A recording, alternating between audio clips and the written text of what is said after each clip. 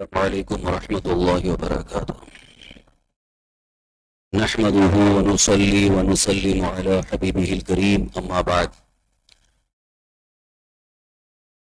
فاعوذ باللہ من الشیطان الرجیم بسم اللہ الرحمن الرحیم الحج اشہر معلومات فمن فرض فیہن الحج فلا رفث ولا فسوق ولا جدال فی الحج وما تفعلوا من خير يعلمه الله وتزودوا فإن خير الزاد التقوى واتقون يا أولي الألباب صدق اللہ مولانا العظیم.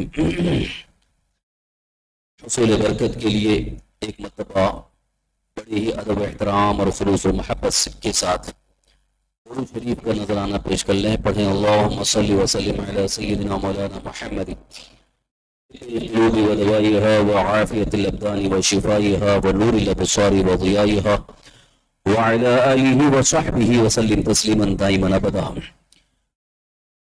قرآن کریم کی سورہ بقرہ کی آیت نمبر 197 197 آج ہم نے اس کی تلاوت کا شرف حاصل کیا. اس سے پیشتر اس سے پہلے جو درس گزرا اس میں آیت نمبر 196 میں بھی حج کے متعلق چند ضروری مسائل بیان کیے گئے تھے. حج کیا ہے، حج کے ارکان، حج کے مناسک، حج کے واجبات، حج میں کیا سنتیں ہیں، یہ مستقل ٹاپک ہے. میں نے مختلف زاویے سے حج کے مناسک کا ذکر کیا اور گزشتہ کل جمعہ میں بھی حج کے فضائل اور چند اہم مسائل ذکر ہوئے. آج بھی حج کے متعلق یہ آیت نمبر 197 ہے. اس میں حج کا موسم کیا ہے، حج کے مہینے کون سے ہیں اس کا ذکر ہے، اور حج کے اندر کون سی چیز نہیں ہونی چاہیے اس کا ذکر ہے. الحج اشہر معلومات، حج کے کئی مہینے ہیں جانے ہوئے.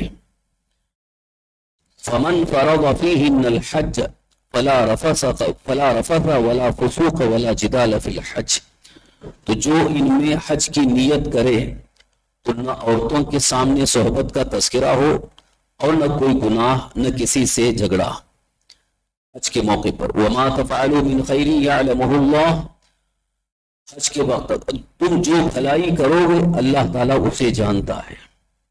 وتزودوا فإن خیر الزاد التقوی، اور توشہ ساتھ لے لو، سب سے بہتر توشہ پرہیزگاری ہے. واتقونی یا اولی الالباب، اور مجھ سے ڈرتے رہو اے عقل والو. آیت نمبر 197 کا یہ ترجمہ کے سامنے پیش کیا.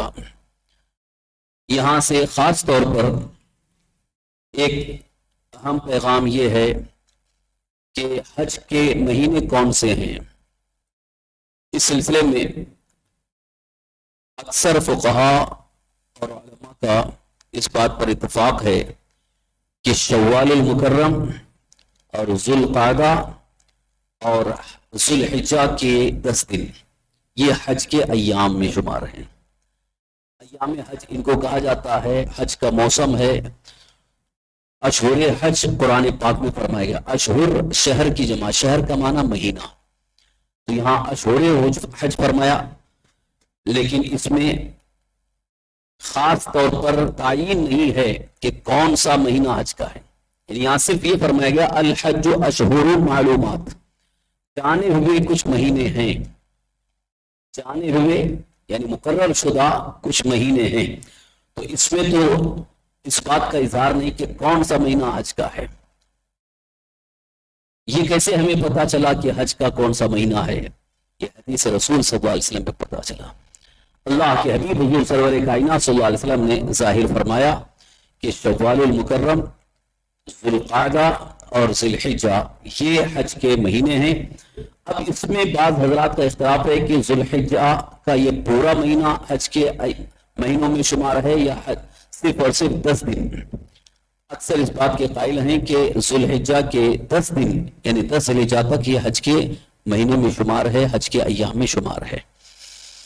یہاں تک یہ بات مکمل ہو گئی حج کے مہینے کون سے ہیں، شوال المکرم، ذوالقعدہ اور ذی الحجہ۔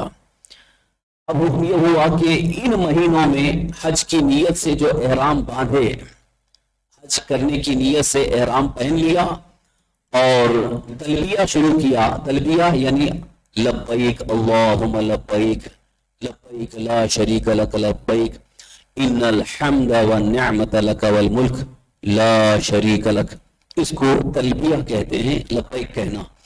تو حاجی حج کے ارادے سے جیسے احرام باندھتے ہیں وہ تلبیہ کہتے ہیں، تو اب اس پر حج فرض ہو چکا۔ اب جب تک حج مکمل نہ ہو جائے وہ احرام کی پابندی سے نکل نہیں سکتا۔ حج کی نیت سے جب احرام باندھ لیے اور نیت کر لیے اور تلبیہ پڑھ لیے، تو اب جب تک حج نہیں ہوگا، مکمل حج ادا ہونے تک وہ احرام کی پابندی میں ہیں۔ اور احرام کی پابندی میں آنے کے بعد ان کے لیے کیا کیا چیزیں نہیں کرنی ہے، اس کا ایک مکمل طور پر باب فقہ کی کتابوں میں ہے۔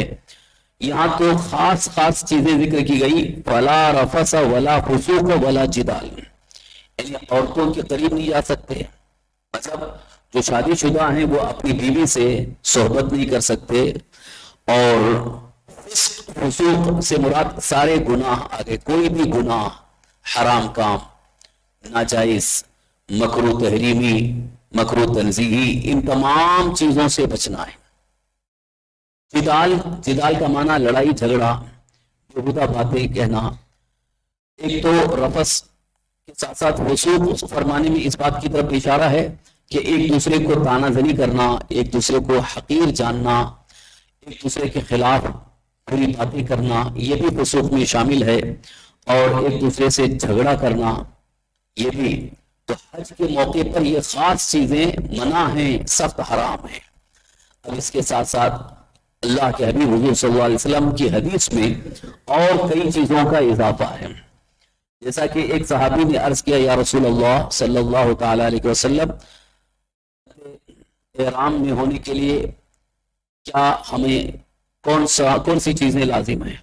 تو حضور صلی اللہ علیہ وسلم نے فرمایا کہ تم سلا ہوا کپڑا نہیں پہن سکتے، بال نہیں توڑ سکتے، کسی جانور کو کا شکار نہیں کر سکتے، اس کو مار نہیں سکتے، جوں کو قتل نہیں کر سکتے۔ یہ ساری چیزیں رسول پاک صلی اللہ علیہ وسلم نے بیان فرمائی۔ لہذا حاجی حج کے ارادے سے، حج کی نیت سے جب احرام پہن کر احرام کی پابندی میں آ جاتے ہیں، اب ان کو بہت ساری چیزوں سے پرہیز کرنا ہے۔ یہاں تک کہ خوشبو نہیں لگا سکتے، بدن پر خوشبو نہیں لگا سکتے، کپڑے پر، احرام کا جو کپڑا ہے اس پر بھی خوشبو نہیں لگا سکتے، خوشبو کی چیزیں کھا نہیں سکتے، خوشبو والی چیزیں جس کے اندر خوشبو ملی ہوئی ہو وہ نہیں کھا سکتے ہیں۔ تو یہ ہوا کپڑے کو خوشبو لگانا یا بدن پر خوشبو لگانا، ان تمام چیزوں سے بھی پرہیز ہے۔ تو اب یہ حاجی کے لیے احرام کی حالت میں کتنی پابندیاں ہیں، چہرہ چھپا نہیں سکتے، اور پیر، دونوں پیر وہ بھی کھلے رکھنا ہے، اسی لیے سلیپر پہننے کا حکم ہے، جوتے نہیں پہن سکتے کیونکہ اوپر کا حصہ چھپنا نہیں چاہیے، اور کوئی ایسی چپل کی جس سے پیروں کا اوپر کا حصہ چھپ جائے وہ بھی نہیں پہن سکتے۔ یہ احرام کی پابندیوں میں احرام کی حالت۔ اور جب سونے کا وقت آئے تو چادر اوڑھ نہیں سکتے، چاہے سخت ٹھنڈی ہو، چادر نہیں اوڑھ سکتے، بلینکٹ نہیں اوڑھ سکتے، آپ کو بستر پر ایسے ہی احرام کی حالت میں لیٹنا ہے، چہرہ نہیں چھپا سکتے ہیں۔ تو یہ احرام کی پابندیاں ہیں۔ اور وضو کرنے کے وقت داڑھی میں خلال کرنا یا وضو سے فارغ ہونے کے بعد کنگھی کرنا یہ بھی منع ہے۔ کیوں؟ اس لیے کہ اس میں بال ٹوٹنے کا اندیشہ ہے، بال ٹوٹ گئے تو وہاں پھر صدقہ ہے۔ اس لیے احرام کی حالت میں کون سی ایسی چیزیں ہیں کہ جس کی وجہ سے دم واجب ہوتا ہے، دم یعنی ایک قربانی، جرمانے کے طور پر قربانی ادا کرنا ہوگا، اور کون سی ایسی چیزیں ہیں جس کی وجہ سے صرف صدقہ ہے، یہ ایک مستقل باب ہے۔ اس کے متعلق ہم نے سوال جواب کی جو ریکارڈنگ کی ہے اس میں آپ دیکھ سکتے ہیں، انشاءاللہ اس میں آپ کو معلوم ہو جائے گا۔ یہاں خاص طور پر ان چیزوں کا ذکر میں کر رہا ہوں جس کی طرف عام طور پر لوگوں کی توجہ نہیں ہوتی ہے۔ یعنی فسق و فجور، گالی گلوچ، جھگڑا لڑائی یہ سب نہیں ہونا ہے. یوں تو ویسے بھی یہ چیزیں منع ہیں، لڑائی جھگڑا گالی گلوچ بیہودہ باتیں کرنا، گندی باتیں کرنا، یہ ویسے بھی حرام ہے، ناجائز ہے. اور حالت احرام میں تو اس کی اور زیادہ پابندی کرنی ہے، اور زیادہ احتیاط اور پرہیز کرنا ہے، کیونکہ حج کو جانے والے اب گناہوں سے پاک ہونے کے لیے جا رہے ہیں، تمام گناہوں سے پاک ہونے کے لیے جا رہے ہیں، اللہ کی رضا حاصل کرنے کے لیے جا رہے ہیں. پھر وہاں بھی جا کر کے گناہ کریں، وہاں بھی جا کر کے فسق و فجور بکے لڑائی جھگڑا کریں، تو پھر فائدہ کیا ہے، مطلب کیا ہے؟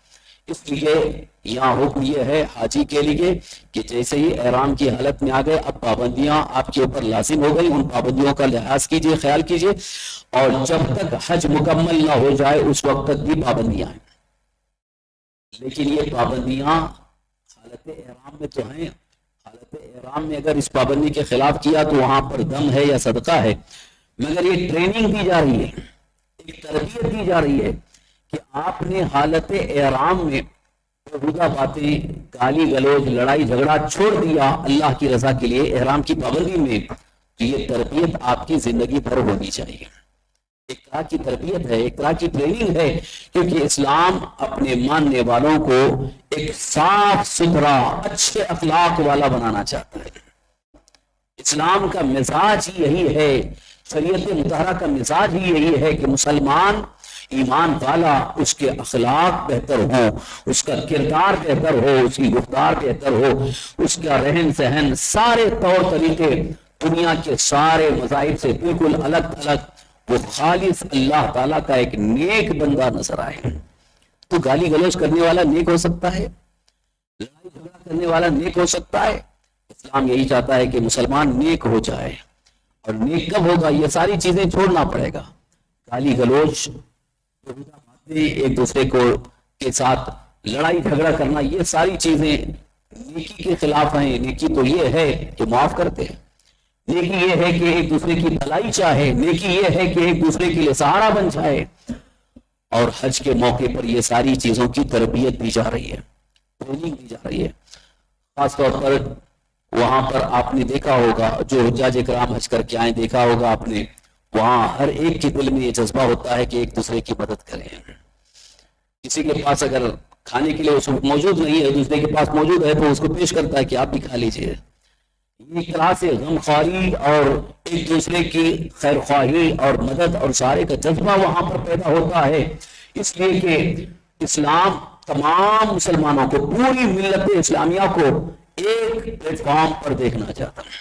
ایک پلیٹ فارم یعنی اخلاق، عادات، کردار کے اعتبار سے، اور باقی مذہب، عقیدہ، وہی عقیدہ جو اللہ کے حبیب سرکار دو عالم صلی اللہ علیہ وسلم نے عطا فرمایا، صحابہ کرام نے جسے عطا فرمایا. صحابہ کرام سے لے کر اب تک جن عقائد کو عقائد اہل سنت و جماعت کہا گیا، اسی پر سب کو متفق ہونا چاہیے.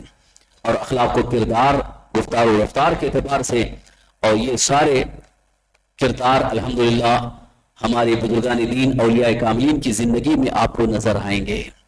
بزرگوں کی زندگی میں آپ دیکھیں کردار کے کتنے صاف ستھرے ہیں.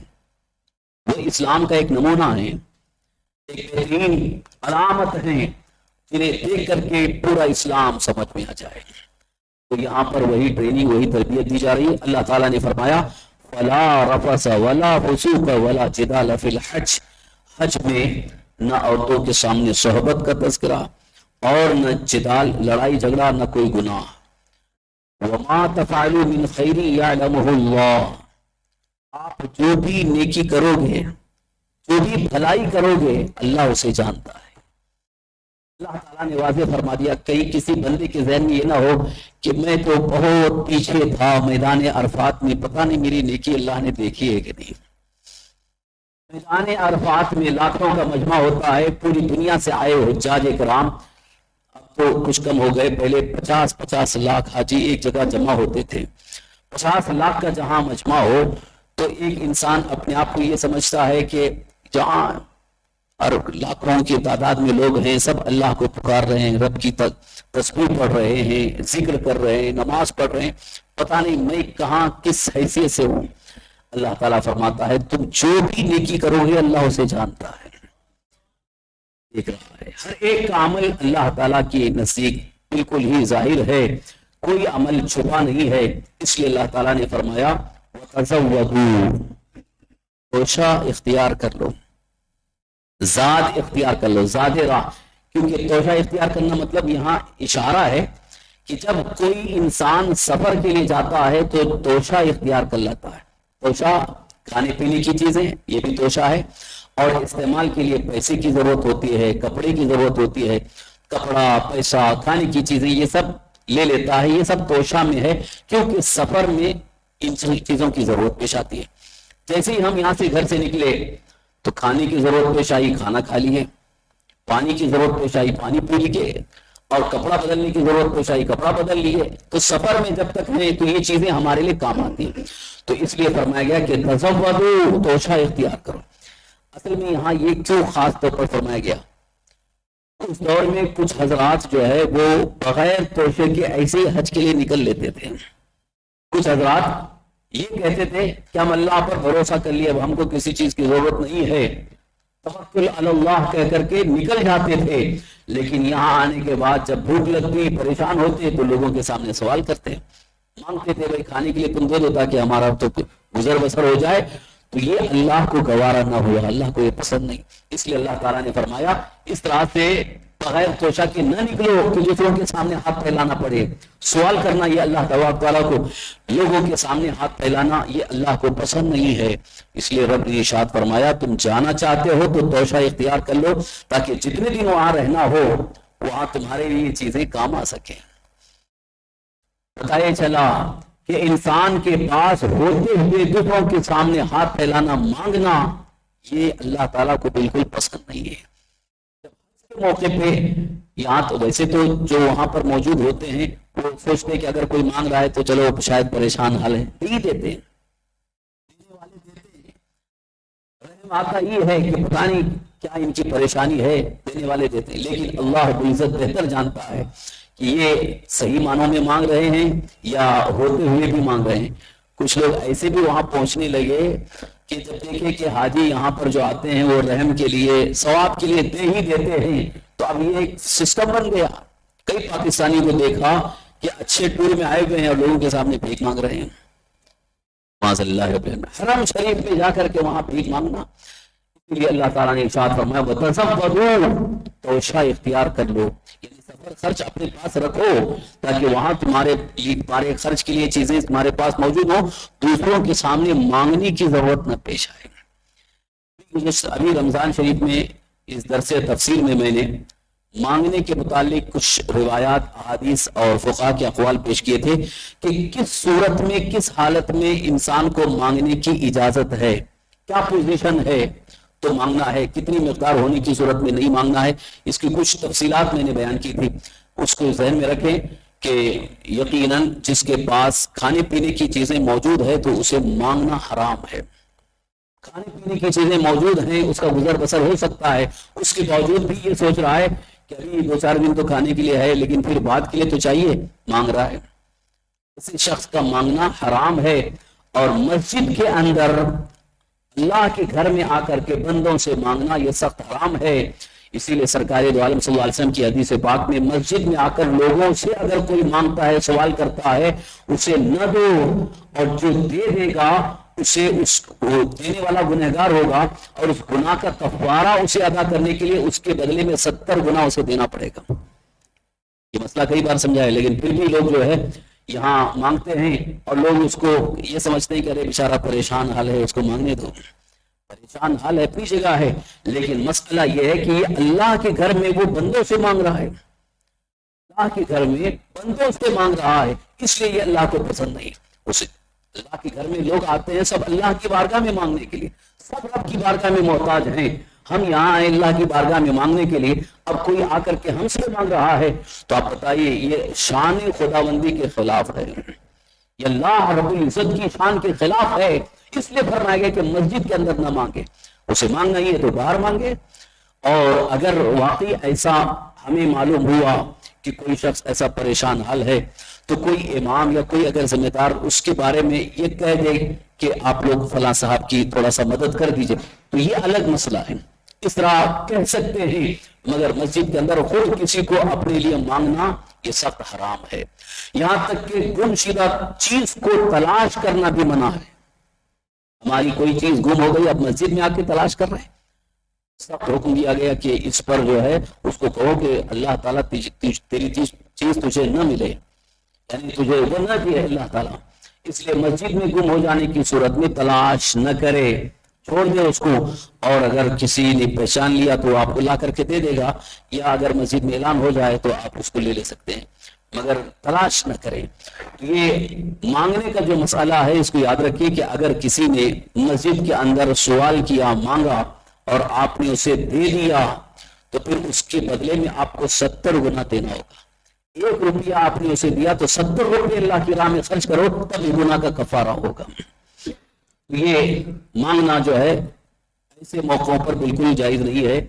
تو اسی لیے ہم نے اس کو تفصیل کے ساتھ بیان کیا تھا. یہاں اللہ تعالیٰ کا فرمان ہے وَتَزَوَّدُوا، توشہ اختیار کرو. یہ توکل کے خلاف نہیں ہے. توکل کا مطلب بھروسہ کرنا. تو توکل اللہ پر بھروسہ یقیناً ہر بندے کو ہے، لیکن اسباب جو دنیا میں اللہ تعالیٰ نے بنائے ہیں، ہر چیز کے لیے کوئی نہ کوئی ایک سبب ہے. اب ہم توکل اللہ کر کے بیٹھ جائیں کہ روزی آ کے منہ میں گرے گی تب ہمارا پیٹ بھرے گا. محنت تو کرنا ہے نا، کوشش کرنا ہے، ہاتھ پیر مارنا ہے. تو یہ توکل کے خلاف نہیں ہے. لہذا سفر کے لیے، خاص طور پر سفر حج کے لیے جاتے وقت توشہ اختیار کرنا یہ اللہ پر توکل کے خلاف نہیں، بلکہ اللہ کا حکم ہے کہ تم توشہ اختیار کرو. اب کون سا توشہ بہتر ہوگا؟ یوں تو تقریباً ہر انسان جانے سے پہلے ساری تیاریاں کر لیتا ہے، توشہ اختیار کرتا ہے، یعنی کپڑا لتا، پیسے، جو بھی ضرورت کی چیزیں ہیں وہ سب لے لیتا ہے. اس کے ساتھ ساتھ ایک بڑی اہم چیز ہے جس کی طرف اللہ تعالیٰ نے توجہ عنایت فرمائی. رب ارشاد فرماتا ہے فَإِنَّ خَيْرَ الزَّادِ التَّقْوَىٰ، تمہارے لیے سب سے بہتر توشہ تقویٰ ہے. یعنی یہ جو دنیا کی چیزیں ہیں یہ تو توشہ ہی ہیں، لیکن اس کے ساتھ ساتھ تقویٰ بھی لے لو. اور تقویٰ اگر ساتھ میں ہے، تقویٰ یعنی پرہیزگاری، پرہیزگاری یہ بھی ایک توشہ ہے. اللہ تعالیٰ کا حکم ہے کہ تم پرہیزگاری اختیار کرو، یعنی پورے سفر میں کوئی گناہ نہ ہو، کوئی حرام کام نہ ہو، کسی کو سے لڑائی جھگڑا نہ ہو. یہ چیز اگر آپ کے اندر ہے تو یہ بھی ایک بہتر توشہ ہے. یا اولی الالباب، اے عقل والو مجھ سے ڈرتے رہو. یہ اللہ تعالیٰ کا فرمان ہے. واتقونی، یعنی اللہ فرماتا ہے کہ اللہ سے ہی ڈرو. اور اگر جو اللہ سے ڈرتا ہے تو اللہ تعالیٰ اسے دنیا کے سارے خوف سے آزاد فرما دیتا ہے. دنیا کے خوف اس کے دل سے نکل جاتے ہیں. اور جو اللہ سے نہیں ڈرتا اس کے دل میں کئی چیزوں کا خوف جمع ہوتا ہے. اللہ والے فرماتے ہیں، بزرگان دین فرماتے ہیں، 2 خوف ایک دل میں جمع نہیں ہو سکتے، جمع نہیں ہو سکتے. یعنی جس دل میں اللہ کا خوف ہو پھر دوسرا خوف اس میں آ ہی نہیں سکتا ہے، اور جس دل میں اللہ کا خوف نہیں ہے اس میں سارے خوف جمع ہو جائیں گے. اصل دل ہی ہے کہ دل کے اندر ڈر پیدا ہو جاتا ہے، اور جس کے دل میں ڈر نہیں ہوتا ہے وہ کہیں بھی نکل جاتا ہے. وہ بے خوف ہوتا ہے، کسی کا اسے ڈر نہیں ہوتا ہے. اب جیسے ایک مثال کے طور پر یہاں انسان کو سب سے زیادہ ایک ڈر یہ رہتا ہے پولیس پکڑ لے گی، پولیس پکڑ لے گی. ارے پولیس کیوں پکڑے گی؟ آپ کے اندر کچھ غلطی ہے، خرابی ہے، کوئی قصور ہے، جرم ہے، معاذ اللہ چوری کیا ہے، تو ڈر اندر دل میں رہتا ہے کہ پولیس پکڑ لے گا. کسی کا مار لیا ہے، کسی کا حق مار لیا ہے تو ڈر یہ رہتا ہے کبھی وہ پکڑ کر کے ہم کو مار دیں. کسی کو نقصان پہنچا ہے تو ڈر یہ. تو کسی کا کچھ نقصان ہی نہیں کیا ہے، کوئی جرم نہیں کیا ہے، تو ڈر کس چیز کا ہے؟ اسی لیے اللہ تعالیٰ نے فرمایا مجھ سے ڈرو. اور جو اللہ کی زمین پر رہ کر اللہ سے ڈرتا ہے تو وہ سارے گناہوں سے محفوظ ہو جاتا ہے. شیطان سے بھی وہ بچ جاتا ہے. شیطان اس کا بال بیکا نہیں کر سکتا، شیطان اسے گمراہ نہیں کر سکتا ہے جس کے دل میں اللہ کا ڈر، اللہ کا خوف پیدا ہو جائے. اور یہ ایک بہت ہی اہم چیز ہے. سرکار دو عالم صلی اللہ تعالی وسلم کی ارشادات کی روشنی میں بزرگان دین فرماتے ہیں کہ جس دل میں اللہ کا خوف پیدا ہو گیا دنیا کی ہر چیز اس سے ڈرتی ہے. دنیا اس سے ڈرتی ہے جس کے دل میں اللہ کا ڈر ہے، اللہ کا خوف ہے. اب اس کو کسی کا ڈر نہیں ہوگا، دنیا کی ساری چیز اس سے ڈرتی ہے کہ یہ اللہ والا ہے، اس کے دل میں اللہ کا خوف ہے. اور یہ حقیقت ہے، دنیا نے دیکھا کہ جس کے دل میں اللہ کا خوف ہے دنیا اس سے ڈرتی ہے. یہاں تک کہ جو موذی جانور شیر وغیرہ ہیں وہ بھی اس سے ڈرتے ہیں. شیر سے وہ بندہ یا خدا نہیں ڈرتا. حضرت شیخ سعدی رحمۃ اللہ علیہ ایک بڑے عالم گزرے ہیں، ان کی کتاب گلستان بوستان مدرسوں میں پڑھائی جاتی ہے. وہ خود بیان فرماتے ہیں کہ میں ایک جگہ جا رہا تھا، اچانک دیکھا ایک بندہ شیر پر سوار ہو کر کے آ رہا ہے.